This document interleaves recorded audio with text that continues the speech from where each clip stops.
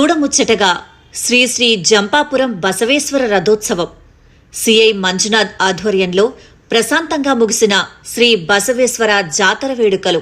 వివరాల్లోకి వెళ్తే కర్నూలు జిల్లా కోస్గి మండల పరిధిలోని జంపాపురం గ్రామంలో వెలసిన సుప్రసిద్ధ శైవ క్షేత్రం శ్రీ బసవేశ్వర స్వామి రథోత్సవం గురువారం నాడు అంగరంగ వైభవంగా జరిగింది. ఈ సందర్భంగా గ్రామంలో వెలసిన బసవేశ్వర స్వామి ఆలయంను రంగురంగుల విద్యుత్ దీపాలతో అలంకరించారు. స్వామివార్లకు సైతం ప్రత్యేక అలంకరణ చేశారు.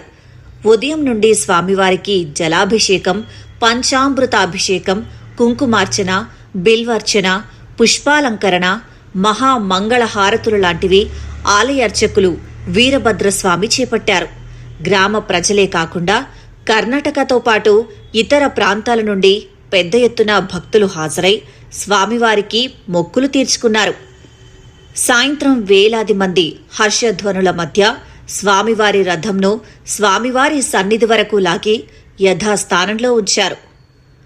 ఆలయ ధర్మకర్త సీతారాం రెడ్డి గ్రామ పెద్దల ఆధ్వర్యంలో మునుపెన్నడూ లేని విధంగా డ్రోన్తో రథోత్సవంపై పుష్పవర్షం కురిపించారు. అలాగే ఆలయ పూజారి రథోత్సవం కంటే ముందు చేసిన విన్యాసాలు భక్తులను అబ్బురపరిచాయి. డీఎస్పీ భార్గవి ఆదేశాల మేరకు కోస్గి సిఐ మంజునాథ్ రాజకీయ నేతలను ఉదయమే దర్శించుకొని వెళ్లాలని కోరారు. కోరిక మేరకు వివిధ రాజకీయ పార్టీల నాయకులు రథోత్సవం కంటే ముందే తెలుగుదేశం పార్టీ నుండి మంత్రాలయం నియోజకవర్గం ఇన్ఛార్జ్ రాఘవేందర్ రెడ్డి, తనయులు యువ నాయకులు రాకేష్ రెడ్డి, రాజారెడ్డి, సాగునీటి సంఘం మండల అధ్యక్షుడు అనంతసేనారెడ్డి, టీడీపీ మండల అధ్యక్షులు పల్లిపాడు రామిరెడ్డి తదితరులు జాతర సందర్భంగా స్వామివారికి ఉదయం 12 గంటలకే ప్రత్యేక పూజలు చేసుకుని వెళ్లిపోయారు.